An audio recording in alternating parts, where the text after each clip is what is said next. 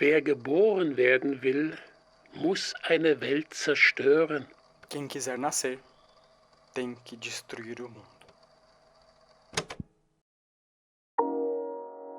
Você vai falar agora pra mim. Essa é uma discussão delirante, esdrúxula, anacrônica e contraproducente. Eu não vou falar. Você vai ter que falar.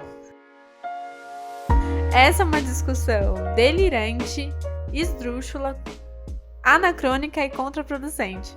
Ótimo. Oi, eu sou a Marcela. Oi, eu sou o Léo e você está no Olhar Anacrônico, o podcast de literatura no seu tempo. Sejam bem-vindos a esse episódio. Hoje a gente vai conversar sobre um livro do ano passado, leitura do ano passado. Que é? Damien, do Hermann Hesse. Você pode mostrar o livro. Estamos em vídeo. Damien, do Hermann Hesse. Esse livro foi de que país? Esse livro é alemão. Qual a editora? Record. Essa edição, né? Qual a data da publicação? 1919. Marcela, conta um pouquinho sobre do que se trata Damien. Bom, a obra de Damien fala um pouquinho sobre a trajetória, na verdade, do outro personagem que é o nosso protagonista, que é o Emil Sinclair. Então ele é um menino, vai contar a história dele desde menino. E a gente vai acompanhar a trajetória dessa vida dele até a fase quase que adulta. E o Damien, que é um outro personagem que vai ser bastante marcante, né, nessa história, ele vai aparecer em diversos momentos da vida desse Emil Sinclair. Então a gente acompanha a vida do Emil, criancinha, passando por desafios, passando por frustrações e descobertas sobre a vida. E é uma conversa bem filosófica, né? Um livro bem introspectivo.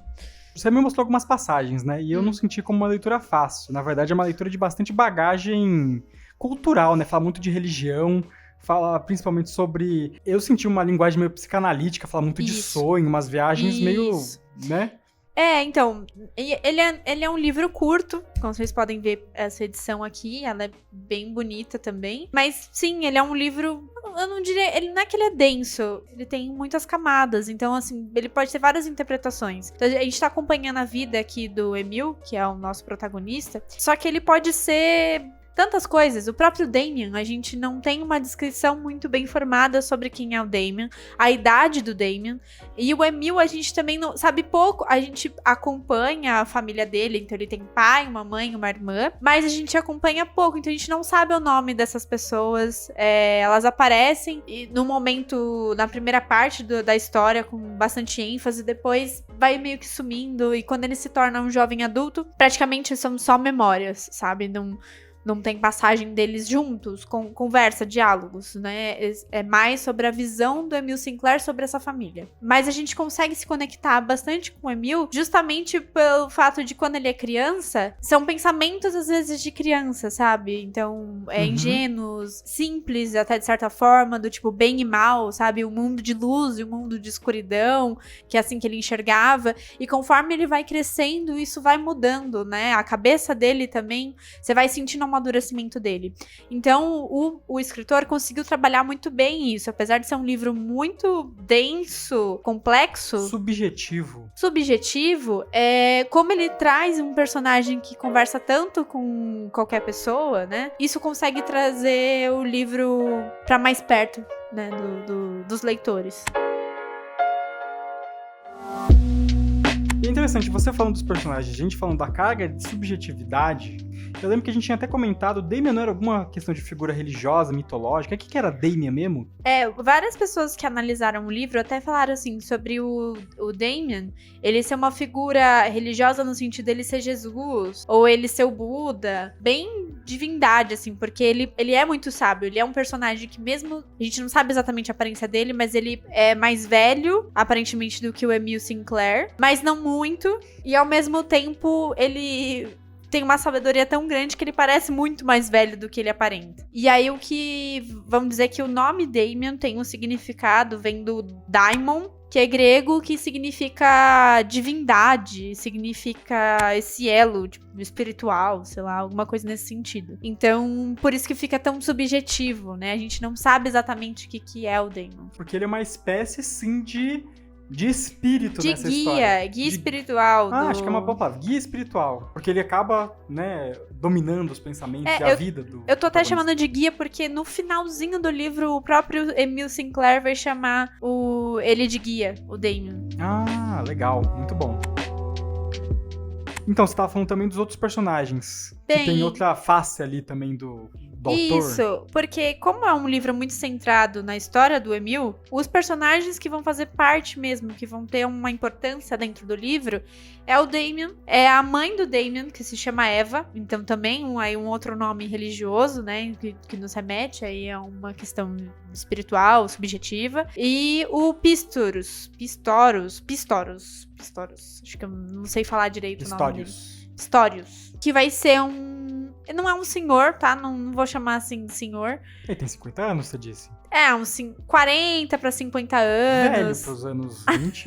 Enfim, que o Damon vai conhecer numa fase que ele já tá adolescente, desacreditado de muita coisa do mundo, e ele encontra esse personagem e ele vai ter conversas muito, muito mais filosóficas e, sério, chega até a ser meio maluco. Tudo parece um grande sonho. E ele vai ter, então, esse envolvimento com esse personagem. Esses são os principais. O restante que aparece, assim, é vago, aparece de vez em quando, não tem uma... E o que esses personagens podem dizer pra gente sobre o autor? Então, no pós-fácil desse livro aqui, que foi escrito pelo cara que vai aparecer o nome aqui agora, ele fala sobre essa questão desses 3 personagens, que seria o Damon, o Emil e o Pistorius. Cada um deles faz uma vertente, sobre... Então, Damon seria quem ele gostaria de ser, o Hermann Hesse, decidido, um cara que é sábio e sabe o que precisa ser feito. O Emil Sinclair, que seria, na verdade, ele, o perdido, né? E é o jovem que passou por todos os conflitos internos. E o Pistorius, que é quando o Hermann Hesse escreveu a idade, né? Bate com a idade que ele escreveu e tal, que é um cara que tá depressivo, não realizou muitos dos desejos dele, então ele queria ser organista e tocar, e ele só toca escondido, sabe? Mas assim, numa visão muito mais triste, que a vida é só isso, sabe? Não tem muito... Sem deslumbramento, né? Sem encanto da vida. Já tá meio decepcionado com o que o mundo mostrou pra ele, né? Que é o que geralmente acontece conforme a idade, né? Você já entende que a vida é exatamente isso que você já viu, né? É. Daqui não tem muito pra onde ir, né? Isso aí. Do pouco que eu tinha visto sobre o Hermann Hesse, né, e toda a situação que ele passa na Alemanha e dos próprios contemporâneos dele, até esses psicanalistas que orbitam o mundo germânico, né, do Freud, o Jung, grandes pensadores, você tem o Nietzsche também, né, muito disso acaba influenciando o Hermann Hesse. A gente comprou um livro recente dele aí, que é o Siddhartha. Compramos verdade. O Siddhartha. Que é da mesma linha desse daqui. É de outra cor só. Porque a gente vendo um pouquinho, e eu passei só por cima da biografia do Hermann Hesse, então não vou falar como um entendido, mas eu fiquei até com vontade de ler o próprio Damon, né, depois da gente discutir. Ele não vai deixar eu doar esse livro. Tava na pilha pra doação, né? Porque o Hermann Hesse, ele cresceu, ele é filho de pais que foram fazer trabalho voluntário na Índia, no Oriente. E não só isso, o próprio autor nasceu no Império Alemão, então... há de se considerar que, né, é um fato, né, a história dos impérios, não só a história do roubo, né, dos bens materiais e culturais dessas culturas, dos povos conquistados, mas também da própria catalogação, do mapeamento, do acúmulo dessas informações, que é o que permitiu ao autor e tantos outros europeus a terem acesso a essas filosofias orientais e pensarem, escreverem a respeito delas. O próprio autor, ao que parece, visita a Índia, o Oriente, numa viagem que ele faz em 1911. Né? Ele passa aproximadamente 1 ano nessa viagem, nesse inteirinho, até que ele retornasse para a Europa. E provavelmente você vê muito da mentalidade budista, até mesmo hinduísta, né, que tá ali, faz todos os paralelos, os intercâmbios, com a mentalidade que ele apresenta pra gente das dualidades, da iluminação. E eu estou me aproximando um pouco dessas filosofias e eu vou ler o Siddhartha com essa curiosidade. Mas a gente vê tudo isso na experiência de vida do Hermann Hesse. No final, ele tá exorcizando todos esses pensamentos nessas páginas, né? Esses questionamentos, essas fases, né? Isso, e inclusive, aí eu já até entrando um pouquinho sobre a questão o tempo que se passa quando ele escreveu o livro, que é durante a Primeira Guerra Mundial. 1919 e acabou de acabar a Primeira Guerra Mundial. Isso. E ele é um desertor, né? O Hermann Hesse. Então, isso faz com que ele tenha uma visão muito pessimista também. E é muito do Emil isso, né? Do tipo, eu tinha um imaginário do que eu tinha que cumprir dentro da sociedade. E quando eu vou crescendo, eu vou descobrindo que eu não tenho controle sobre a minha própria vida. Eu não sei se é isso que eu quero. E se eu sigo diferente disso, eu não sou aceito dentro da sociedade. Inclusive, quando ele escreveu o livro, ele não pôde publicar, exato, na Ele Alemanha. tava censurado. Isso, exatamente. Amor, ela tá desfiando, ela vai desfiar sua bolsa. Ela tava arranhando. Fica aqui.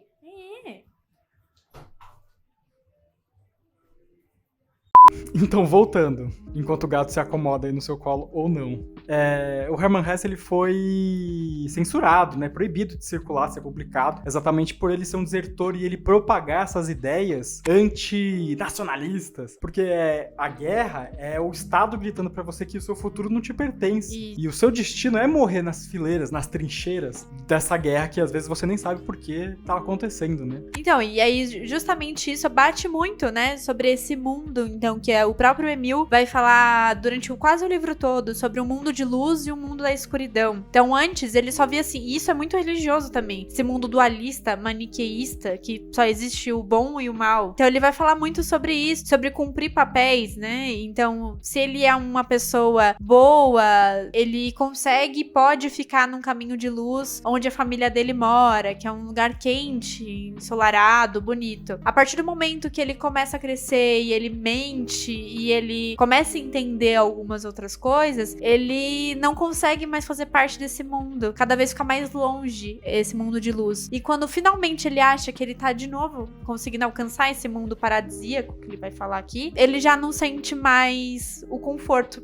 Ele não consegue mais ficar à vontade naquele lugar, porque ele não pertence mais. Então, é sobre isso também. Isso tem muito sobre o Hermann Hesse, né? A partir do momento que ele, então, não vai pra guerra, que ele não cumpre o papel dele, ele não consegue mais ficar no país dele. Ele é visto como um traidor. Essa é a palavra. Um traidor. Como assim? Sabe? A gente tá fazendo isso pelo nosso país. Você tem que dar a sua vida. Então, eu imagino como isso deve ter criado dualidades, né? Na cabeça dele também. E como comunicou também com a maior parte dos jovens que acabaram sobrevivendo, isso, né? Principalmente do lado perdedor, porque ele faz parte, né? Ele tá desse lado, né? Dos germânicos, alemães. Porque você tem todas essas histórias sendo tratadas com muito romantismo do lado dos vencedores, né? Da guerra. Mas a guerra sempre foi tratada de uma forma heróica. E quando você olha a guerra de verdade, você vê e olha os filmes, né? Qual é o nome? 1917, que é um filme que a gente assistiu, fala sobre a Primeira Guerra Mundial. Verdade. E mostra os terrores da guerra.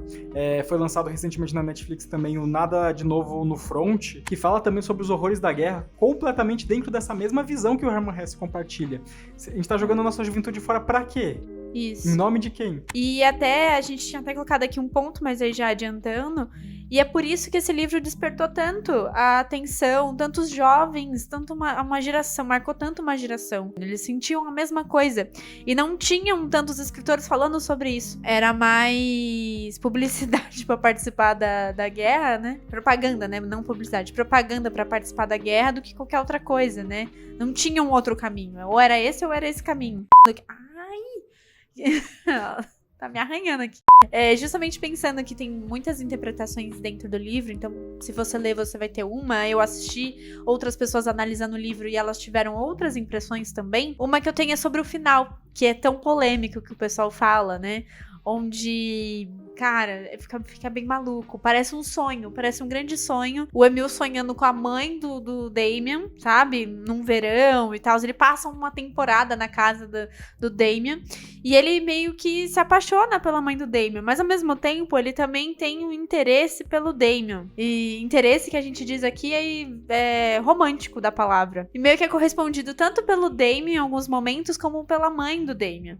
Então, aí você fala, nossa, mas aonde ele quer chegar com toda essa história? Então a gente precisa lembrar, o nome dela é Eva. Então né, a primeira mulher. Então tem toda uma carga aí, né? Sobre o cuidado, o amor, né? E que com certeza falta na guerra, né? E aí, enfim, tem isso. E o próprio Damien, no final, dá a entender que o Damien e o Emil, eles vão pra guerra. E nessa guerra, obviamente, o Damien morre. E ele encontra o Sinclair num sonho. Então, também dá a entender que o Emil também morreu. Então, a última frase que ele vai falar aqui é justamente isso, falando que...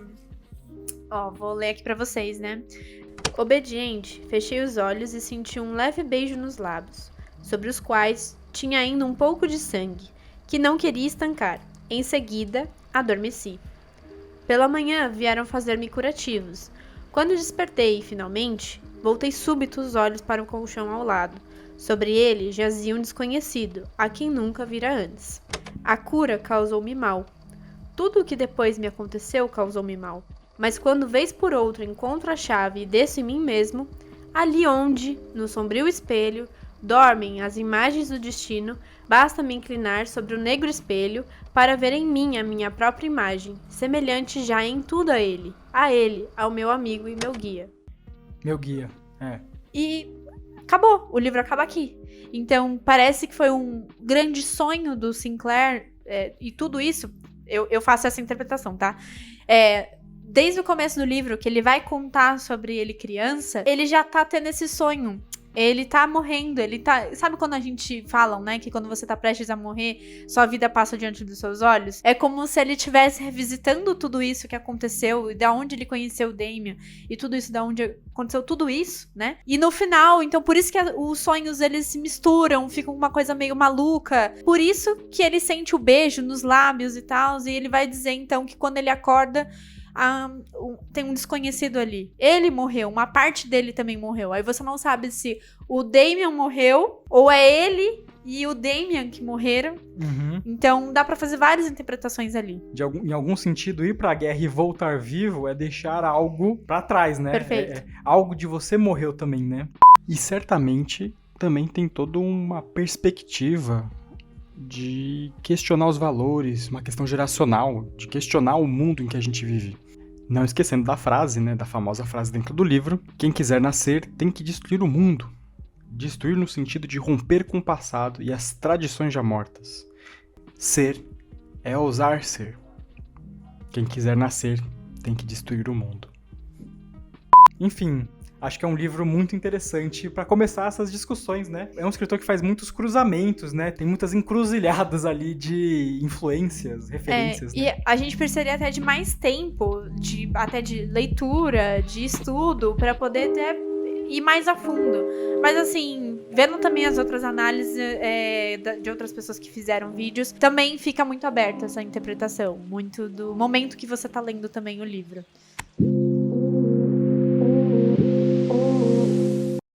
Em que prateleira você colocaria o livro Damien, de Hermann Hesse? A gente comentou sobre colocar ele na prateleira de um livro Cebola, uma prateleira... Esse nome eu ainda não gostei. Livro Cebola foi... porque tem muitas camadas, é nesse sentido. Tipo, é um livro com muitas camadas. Muitas camadas. Como uma cebola. Isso. Então, é um livro que vai Ele é um na bulbo. raiz da essência da experiência humana. Ok. É isso aí que quer dizer um livro cebola, então, gente. Muitas facetas, muitas camadas. Que vai na raiz. Um livro radical. Depois eu vou procurar o que é a cebola. Ó o gato atrás de você. Meu Deus do céu. Frida. É isso, gente. Leiam o livro, vale a pena. É um livro complicado, parece que não vai chegar a lugar nenhum, mas é bom. Mas é ele bom. vai fundo. Vai fundo, isso mesmo.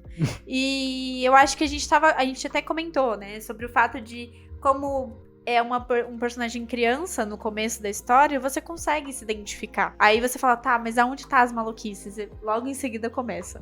Não se preocupe. Não se preocupe, elas vão chegar. Marcela, pra quem quer conhecer mais os nossos conteúdos... Vocês podem encontrar aqui nesse canal. Curtem, compartilhem e apertem no sininho quando tiver, porque a gente não sabe quando vai sair outros. Ou então, a gente tem um canal que é o que a gente, na verdade, mais faz trabalhos lá já faz uns 3 anos, que é o Spotify. Vocês encontram por Olhar Anacrônico. Ou então, se vocês quiserem conversar com a gente também tem um e-mail, olharanacrônico20@gmail.com, e um falecido, mas um canal que a gente em algum momento vai reviver, é o Instagram, @olharanacrônico. Sem mais o que tratar, nós vamos ficando por aqui. Um abraço. E até mais!